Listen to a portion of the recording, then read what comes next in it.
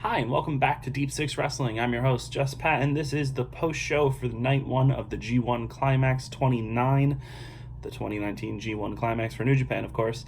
And I'm going to be hosting this show as I don't know if it's going to be after every single New Japan show, but I'm going to try my best to get reaction videos or just general thoughts and reviews for each night of the G1 as it happens.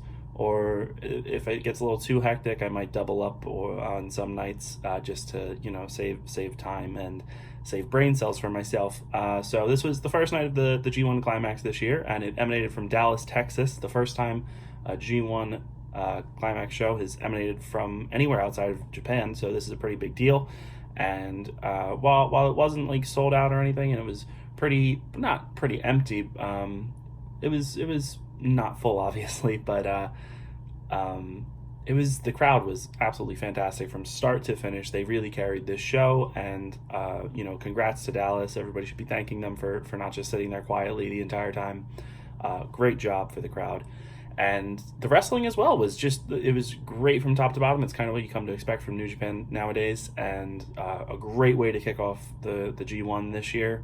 And so, like I said, going to be covering the entire tournament here on this channel. So if you're new, be sure to subscribe to Deep Six Wrestling, and be sure to follow us on Twitter over at Deep Six Wrestling. That'll be right below me in the video, and then down in the comment section, or the description, down below.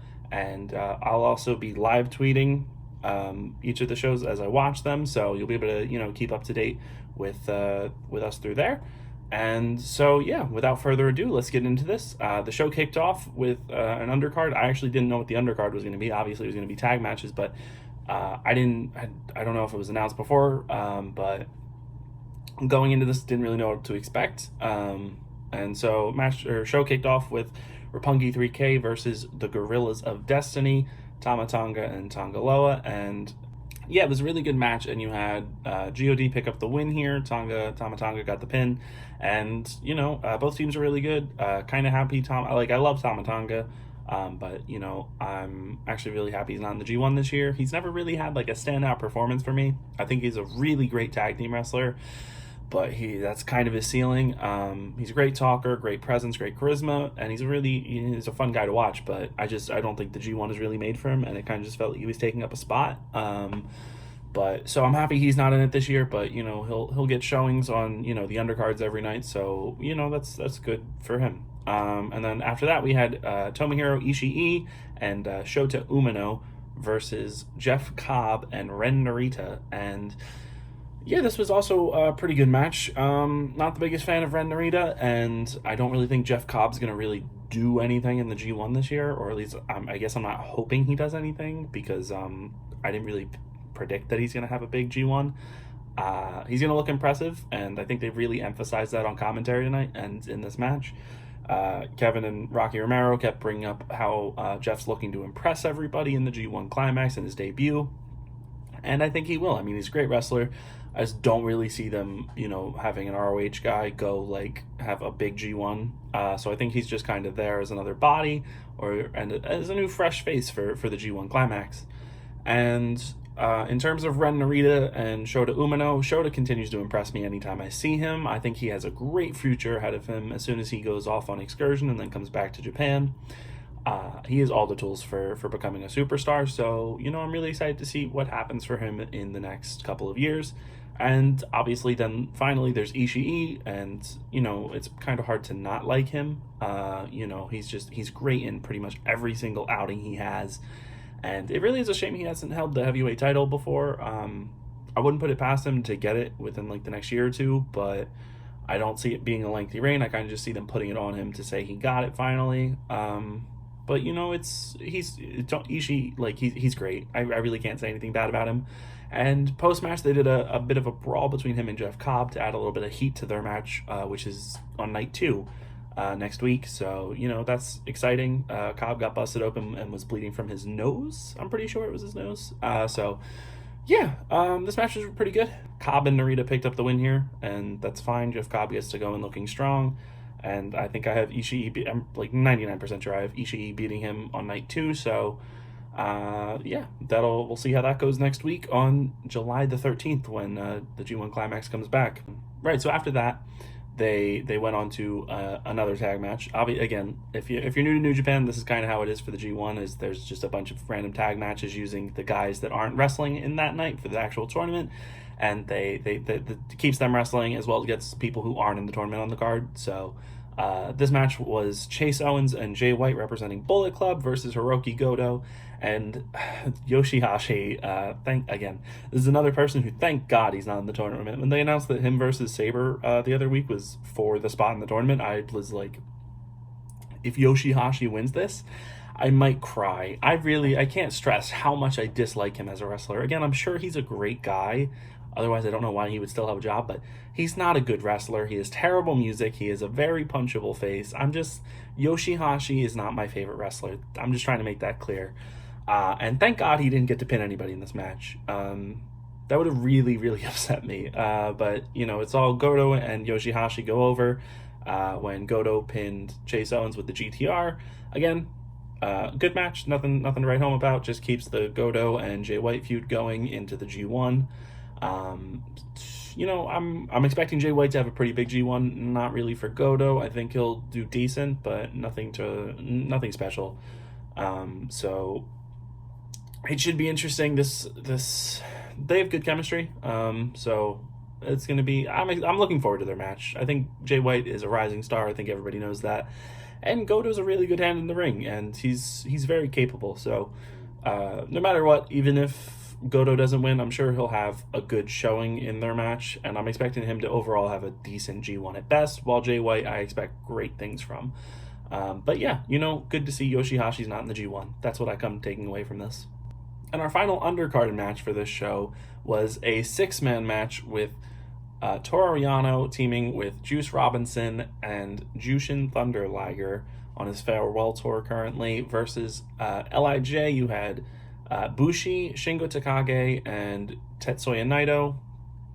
And yeah, I was kind of tuned out for this match, so, don't really have much of an opinion on this one. It was at this point that I was eating dinner, so I'm just going to be honest about that one. From what I saw, it was good. It's interesting to see what they're doing with Liger. I think everybody's kind of sad that he's retiring, but it makes sense. He's going out before he outstays his welcome. He's not gonna go until he can't go physically. So I think everybody respects that. I'm interested to see who he's gonna face at Wrestle Kingdom next year. I wouldn't be surprised if he has farewell matches on both shows. I think Suzuki is going to be one of them if he does, and if he does too, I think he'll also face one of the younger juniors. I don't really know who I would put in that position. Osprey is an option, though I really think Osprey is going to have like a marquee match at Wrestle Kingdom, potentially for a title. So I don't know, maybe like a Shota Umino. I'm not too confident in that one, but again, it's not really like a prediction. It's just kind of tossing a guess out for who I think Jushin might face as one of his final opponents. And then you have the LIJ team with Naito and Shingo. Bushi's there, but Bushi doesn't really matter right now. But Shingo and Naito are heading into the tournament, and both of these guys look to be making a huge impact this year. Personally, I think Naito's winning the thing. And I think Shingo's going to come out looking really, really strong. I don't really know what the plans for him are yet. I could definitely see him potentially leaving LIJ within like the next year. I don't really know if they want to have him and Naito vying as like the top guy in there, unless they do kind of like them feuding with each other. I don't really know, but I'm expecting some big things for both guys this year, specifically in the G1. And yeah, Yano got the win here.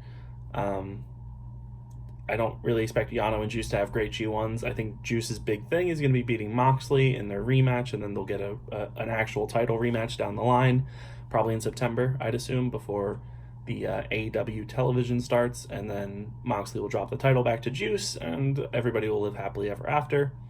But yeah, so, fine 6-man from what I saw, wasn't too tuned into it. But that brought us to the end of the undercard, and then we kicked off things for the main card. Okay, so, kicking things off on the main card here, we have Lance Archer versus Will Osprey, and oh boy, what a match. This was the group.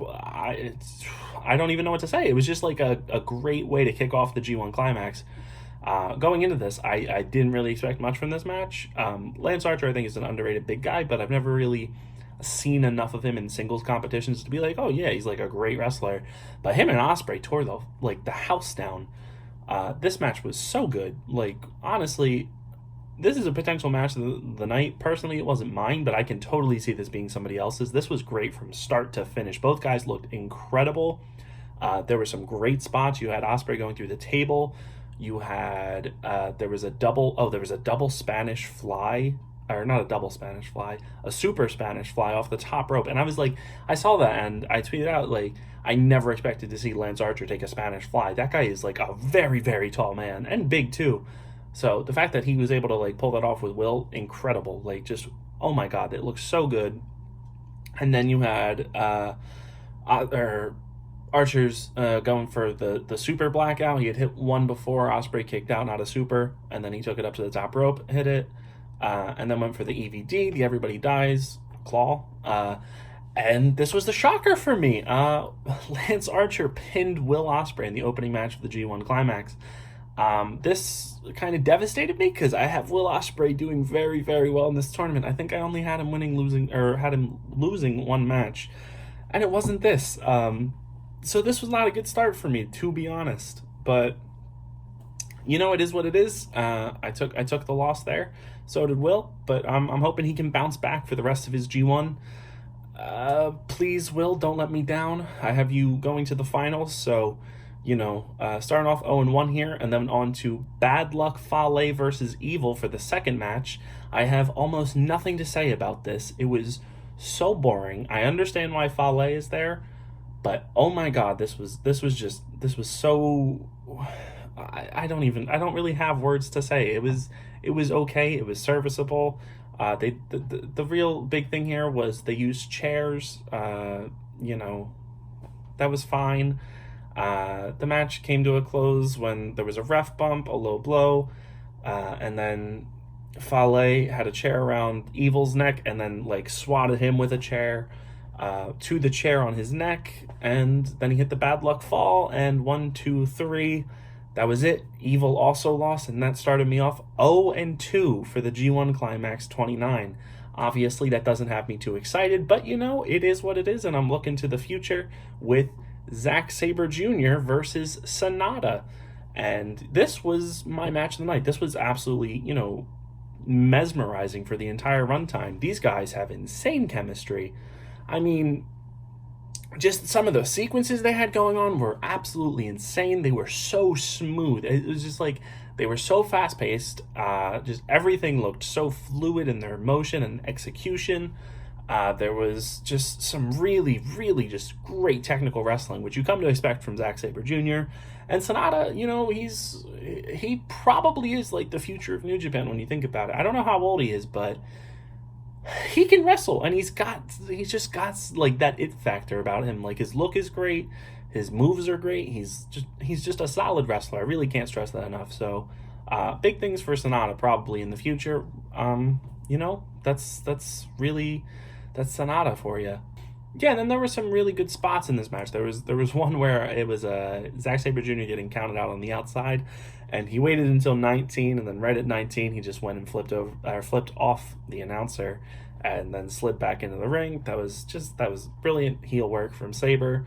Then you had the Paradise Lock from Sanada, but instead of just doing it in the ring, he wrapped up Sabre on the bottom rope, and it was nice to see that because, again, they really made a point that you rarely see Sabre getting out wrestled and out, you know, putting it, like, he doesn't really get put in holds that often, or like he doesn't get put in positions where he is the one looking like the weaker submission specialist. So it was nice to see that. And then some really smooth wrestling from Sabre with his octopus lock, and then transitioning into an armbar on Sanada. So that was also really nice. And then the entire final sequence of this was just so good, so smooth with the roll-ups on each other, going for submissions, and ultimately it's all Sanada pinning Zack Sabre Jr., and then Sabre had a freak out after the match and just beat up the ref. I'm pretty sure he tried to put him in a submission. So I'm expecting that to go somewhere. And then the news for me here is I go 0-3 because I had Sabre winning this match. And so this is not a good start to me for the G1 as a whole. 0-3 on predictions so far. That's what I like to hear. And so, I still hope Sabre has a good tournament because I have him going pretty decently in here. I also think I have Sanada having a pretty good tournament too. So I'm not necessarily too upset here, points-wise, like in the end. But obviously not the situation I would hope to be in terms of predicting the actual matches. And then following up Sabre and Sanada, we had Bushi versus Kenta in Kenta's big, debut here for the G1 Climax. And this was a much slower match than I expected from these two. It wasn't bad. It really picked up towards the end, but it did kind of struggle to find its footing in the opening minutes. Obviously, the crowd was into it because it was Kenta making his, New Japan debut, although they said he wrestled like 12 years ago for New Japan, so I guess it's technically not a debut, kind of a return. But yeah, I still think Kenta might have some ring rust. He impressed. Like, he looked much better than he did in recent memory in WWE or NXT. But I don't know, something about this just didn't really click until like the last 10 minutes of this match. There were only a couple really like big spots. There was a flip kick from Bushi to Kenta, who was out on the apron and then went to the floor. And there was an absolutely brutal Bushi was like draped over the metal barricade, and Kenta went off the apron, did a double stomp onto his back. That looked gnarly. And then, right towards the end of this match, you had Kenta just like hammering into Ibushi's head and neck with some kicks. All of them looked like they connected, and all of them looked brutal. Great selling from Ibushi here, and then sets him up for the GTS. This might be one of the greatest sells for a Go to Sleep that I have seen ever. He looked like he died, and thankfully Kenta didn't actually get him in the head with his knee. He got him like right in like the chest, like right here. But just absolutely, the ending of this match really kind of saved it for me from just being like boring. These two guys are both great. I expect great G1s from both of them. Specifically Kenta, I have him doing really well. I think I have him coming in like second place for A block, so hopefully, he can get something together here. He did give me my first win of the night because I did have him beating Ibushi, so at this point I was 1 for 3, so yay. And then finally, our main event of the evening was the big marquee match of Hiroshi Tanahashi versus Kazuchika Okada. And, this match really delivered. I don't really think these guys are capable of having a bad match together, and this was just another case in point of that. They had all their big spots. There was the sling blade from Tanahashi, a high five flow to the outside. You had Okada hitting his, he gets to do the big Rainmaker spot with the camera. Got a bunch of tombstones in. And then, actually he got the win here. It was pretty standard stuff. It wasn't anything like mind-blowing. I wasn't like sitting here being like, that was the best match I've ever seen. And again, I don't think it was the best match on the card. But again, these guys are really incapable of doing bad work together. Though I am a little worried for Tanahashi. He's still not in the best shape, it looks. And he does have a whole tournament to go, and he's not going to be in the ring with Okada every night, somebody who he has proven chemistry with. So it should be interesting to see where this goes. I still probably would have preferred Suzuki in his spot, but we can't have everything we want. But so Tanahashi, somebody to look out for during this tournament to see what shape he's in, what type of matches he's having, how he actually does in the tournament. Okada, on the other hand, I don't think this is the year that they give the champion the win. I do think it'll happen at some point, just not now, though I would say there's probably a higher chance of them doing it this year than there has been any other year. So, potentially we could be seeing an Okada G1 win. I still think Osprey, Ibushi, and Naito all have better chances at winning this thing, but I could totally be wrong, and Okada could do this, or it could be somebody out of left field like Moxley. I don't really see that happening, but who knows? Or Kenta, since he seems to be staying in Japan permanently, or New Japan permanently. But yeah, that was night one of the G1. It was a very fun show from top to bottom, minus the bad luck Fale and Evil match and the slow start to Ibushi Kenta. It was definitely worth the watch. If I'm gonna recommend just two matches, I definitely say Sabre and Sanada, and Osprey and Archer, and then if you have time, Okada versus Tanahashi, because it's pretty good stuff. And the undercard wasn't even that bad either, so pretty enjoyable show. Yeah, it should be an interesting week off, and then when we come back on July the 13th, it really gets heated, and we get into this big stretch where it's kind of just shows happening all the time, and they're really early for us. So yeah, it's going to be an interesting experience. I've gotten myself ready sleep schedule wise, and I'm definitely going to be staying up for some of these shows, maybe not all of them. I'll be live tweeting them over on our Twitter at Deep6Wrestling. Again, be right below me and then down in the description below. So be sure to follow us over there for live coverage of the G1. And then, like I said at the beginning of the video, I'll be posting reaction videos, reviews, all that good stuff over here on the channel. So if you're looking for G1 coverage, you've come to the right place. And yeah, be sure to subscribe to us. Be sure to like this video and comment down in the section below who you think is going to win the G1 Climax this year. And, I hope you enjoyed the video, and I will see you next week.